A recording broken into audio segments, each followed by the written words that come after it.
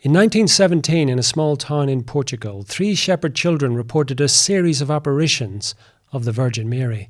These events became known as the Our Lady of Fatima apparitions, and some say they are the key to understanding the events of the 20th century.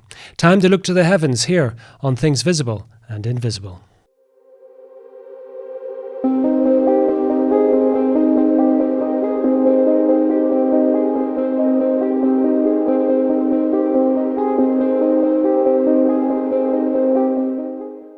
Jimmy, the last time we spoke, you left us on tenterhooks. We went through the first secret of Fatima, the second secret of Fatima, and we were building up to this mysterious third secret. But before we do, I want to ask you a more general question. You weren't always a Catholic. I know you've been a Catholic for many, many decades, but you're living in the southern states of the United States, and there's many Bible-believing Christians there. They probably would be rolling their eyes at this talk of Marian apparitions. They would maybe say, the Bible's enough, or why do we need these private revelations? Well, some of them would, but not all of them. There's a remarkable openness to Marian apparitions that didn't used to be common in Protestant circles, but it's starting to become more common. There are Protestant scholars like Dale Allison who are open here. Wayne Weibel was a Protestant who went and investigated reported Marian apparitions at Medjugorje in the then Yugoslavia. And there's the Pentecostal charismatic movement, which involves, people reporting to receive messages and prophecies or speaking in tongues, supernatural communication with God. And some Pentecostals and charismatics would say, well, Mary's a biblical figure. Why can't she talk too? So, there is a diversity of opinion in the Christian community. Now, the historic branches of Christianity, like Catholicism and Eastern Orthodoxy and Oriental Orthodoxy, they all have a history of Marian apparitions. It's not reported, at least commonly, in Protestant circles. At least it's not talked about openly very often in Protestant circles, but there is some additional openness to that. You might say, well, okay, if God does still communicate with people, why don't people in the Protestant community have as many Marian apparitions as these other groups of Christians report?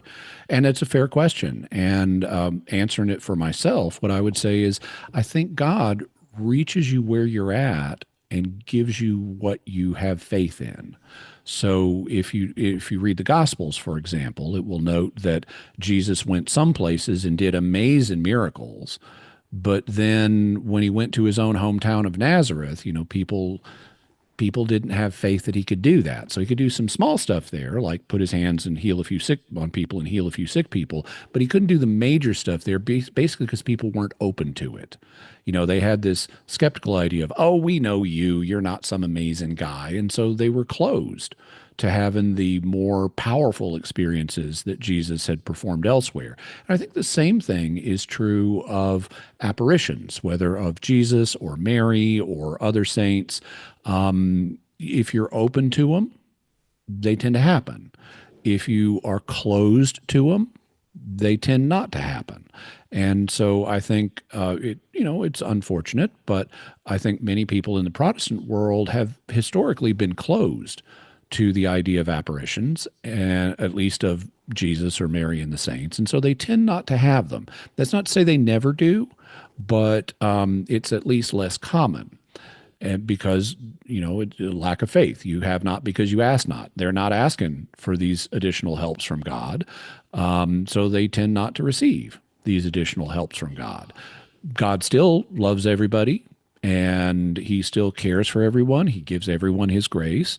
So, people in the Protestant community, they can make it to heaven too through Jesus Christ, but they may not ask for and thus may not receive some of these additional helpful things, which is what all private revelation is meant to do for us. It's not meant to teach us any new doctrine. It's meant to help us live out the Christian faith better or more easily in a particular age, in a particular historical setting. Now, on the last occasion, Jimmy, you were explaining the difference between private revelation and public revelation, and that Marian apparitions definitely fall into the former. They are private revelations. The private revelations around Fatima, however, became very public. Just to recap very briefly, three shepherd children saw the Virgin Mary over a period of months, sometimes alone, sometimes in a crowd. Two of the seers, they died in the pandemic of the late 1918, 1920. And it was left to Sister Lucia to set out in her memoirs what had taken place. And this then revolved around the secrets of Fatima. Would you mind just very briefly recounting Secret 1 and Secret 2 before we get to the denouement around Secret 3? Yeah, so Mary in July of 1917, in her July appearance, she revealed a secret to the children that had three parts, which have, even though it's one secret that has three parts, it's common to say the first secret, the second secret, and the third secret. Right. All given on the same day, bang, bang, bang, in order. The first part of the secret was a vision of hell. This is what hell is like, or at least a way of understanding what hell is like. The second was a prophecy that was connected with war. It said the current war, World War I, is going to end soon, but a second war that will be worse will break out unless people repent. And that's understood as a reference to World War II. And then a third part of the secret dealt with Russia. And in 1917, the Russian Revolution occurred, and the Soviets were brought to power. And there was a prophecy that the Pope, part of the secret was the Pope needed to consecrate Russia. And if he did that, then Russia would stop spreading its errors throughout the world. If not, then it would continue to spread its errors throughout the world, and that would cause problems. But eventually, the Pope would consecrate it, and the world would be given a period of peace. And so that suggests that after the World War II, that Russia would be involved through spreading its communism and causing political revolutions in all kinds of different places. That there would be a series of conflicts around the world, but that eventually the Pope would consecrate Russia, and that would result in the world having a period of peace. And so Lucia indicated that the third part of the secret flows from the second. And what the third part of the secret was a vision. And in this vision, the children saw a bishop dressed in white, which is the way the Pope commonly dresses. They saw a bishop dressed in white on this pilgrimage through a ruined, war-torn city that had just been decimated by conflict. And they saw him making a pilgrimage up a mountain towards a wooden cross.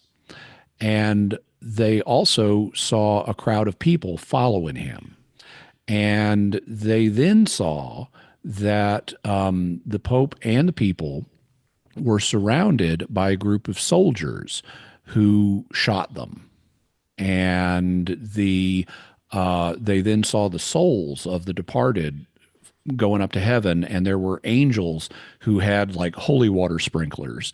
They're called aspersoria, but they're holy water sprinklers, and they were sprinkling blood of the martyrs on the souls as they're going up to heaven. And this vision also contained an image of an angel with a flaming sword, and the fire of the sword looked like it was going to consume everything on earth. And so that was the third secret. And Sister Lucia wasn't sure what this all meant, but she wrote it down at the instruction of her bishop.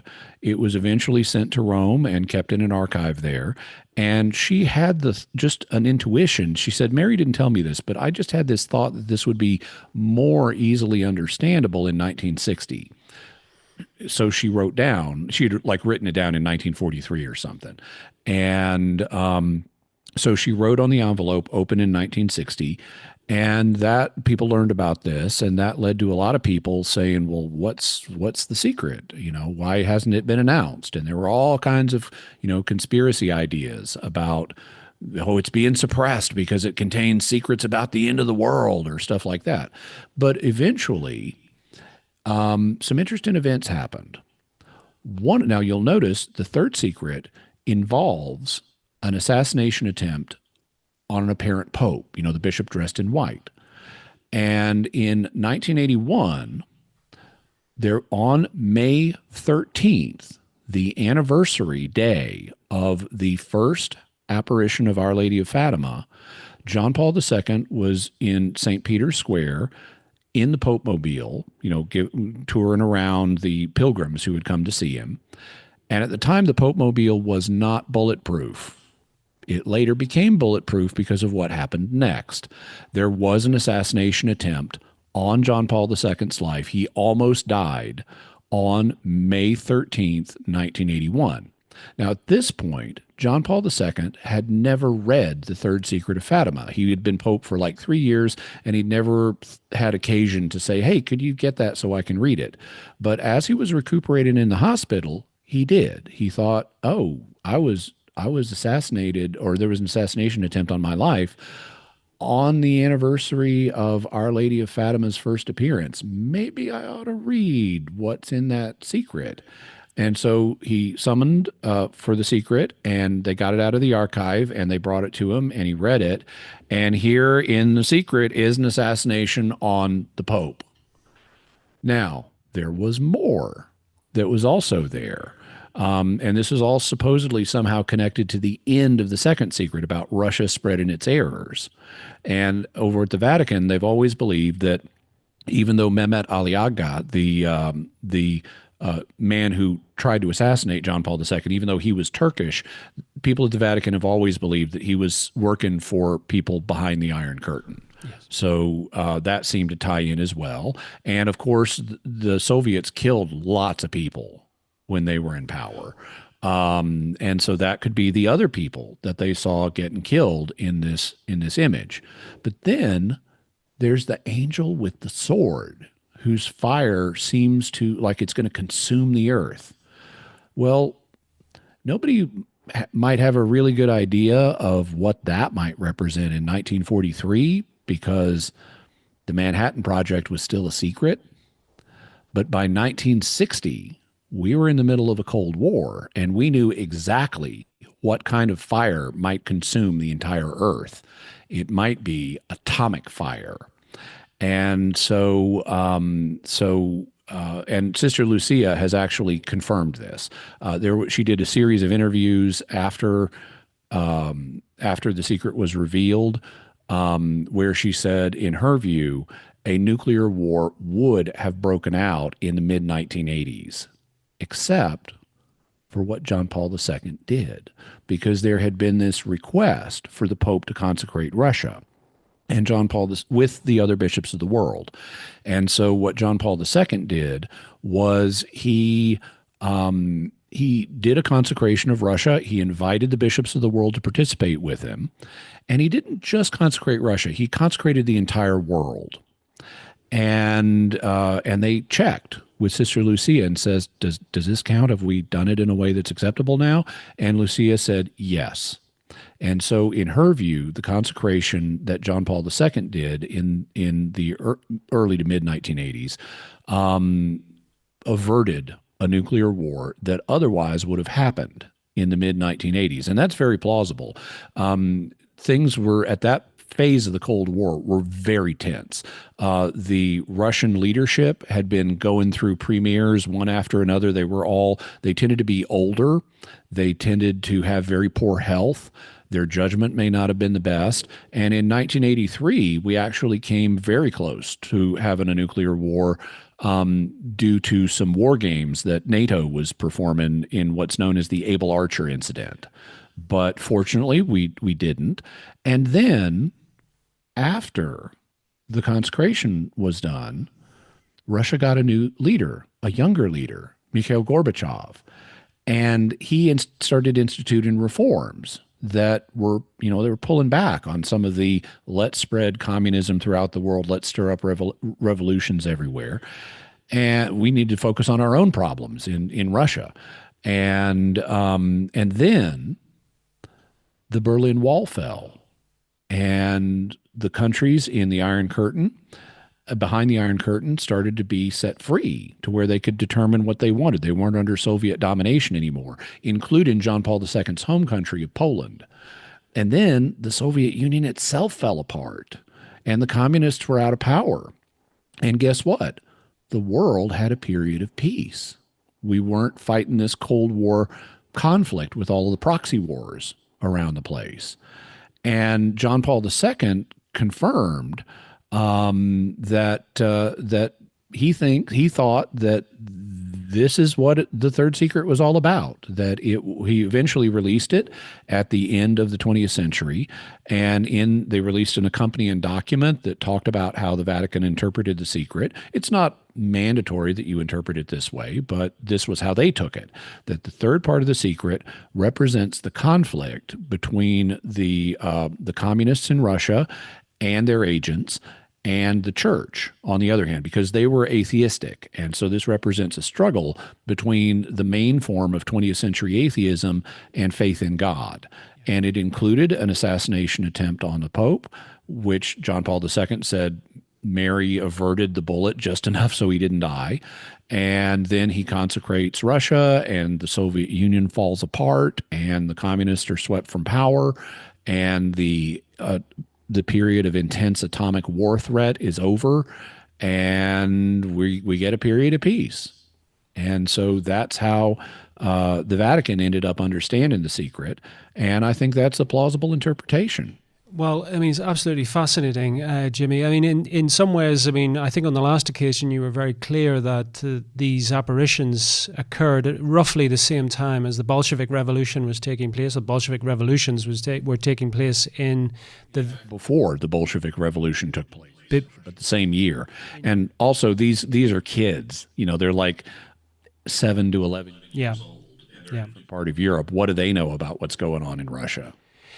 So, I mean, as an interpretation of events of the 20th century, and I've come across this in my own research, you know, this is an interesting sort of way in which to interpret events through that prism. However, communism has, to some extent, receded as a world force. What is the relevance of Fatima today in the 21st century, given the situation we're in with a very different geopolitical environment from the 20th century? How would you interpret the events of Fatima in light of our day today?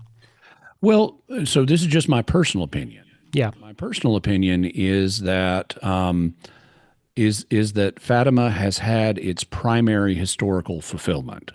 And Sister Lucia agreed with this. She talked about how, you know, some people got hung up on one of the statements was Russia will be converted, and people took that as a religious conversion.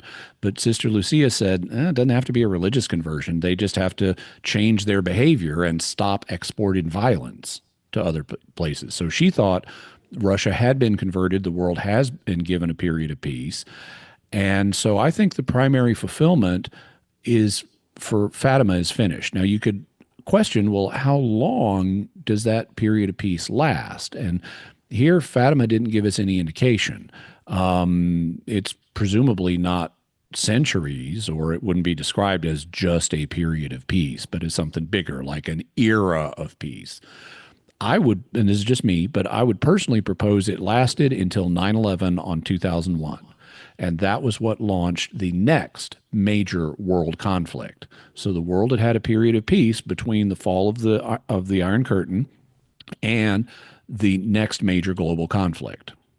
But even though I would say Fatima has had its primary historical fulfillment, that doesn't mean that it is of no relevance. People can still learn from previous experiences.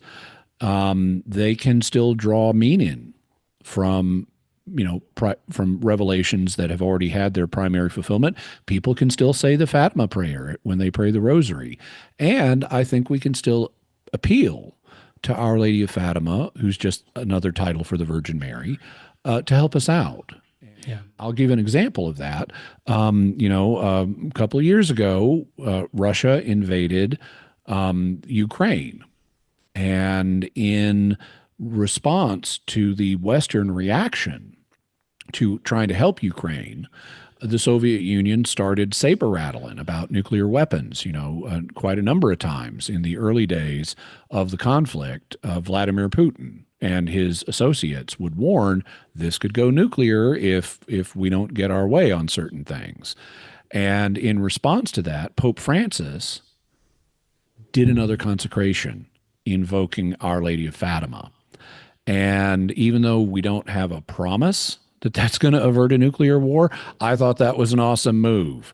And it helped me have some confidence, okay, we may be able to avoid a nuclear war this time too. So anytime there's a danger of a nuclear war, I would recommend the Pope to get on the phone to heaven and invoke Our Lady of Fatima in a big public way with a consecration, and hopefully that'll prevent that kind of conflict from happening. Absolutely fascinating, Jimmy. Unfortunately, the clock has beaten us and we've come to the end of our time together. Tell people where they can find out more about you and the work that you do. Okay, so I work for Catholic Answers. Our website is Catholic.com. My personal website is JimmyAkin.com. You can also watch my Mysterious World videos and all the other videos I do at my YouTube channel, youtube.com/JimmyAkin. To get there, all you got to do is spell my name correctly. Jimmy is Jimmy. Akin is just like it sounds, Akin. There are no E's, T's, or S's, just Akin. You can also go to the Jimmy Akin's Mysterious World webpage, which is at mysterious.fm. Jimmy, thank you so much for coming on Things Visible and Invisible. Thank you for joining us on another episode of Things Visible and Invisible. We're dedicated to uncovering phenomena that challenge our understanding of reality, from ancient enigmas and paranormal encounters to scientific anomalies and forgotten histories.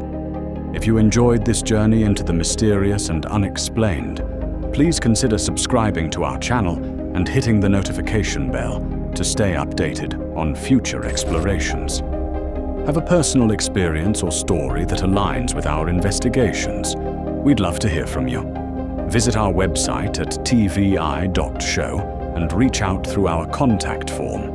While we can't feature every submission, we review them all, and your story might be featured in an upcoming episode. To support our continued investigations, please consider becoming a Patreon supporter or channel member. Your contributions make these explorations possible and give you access to exclusive content, early releases, and monthly behind-the-scenes discussions with our team. Don't forget to check out our merch store. We've got everything from TVI-branded t-shirts and hoodies to stickers and coffee mugs, perfect for showing your support while keeping the mysteries close. Thank you for watching, and we'll see you next time as we continue to explore the things visible and invisible.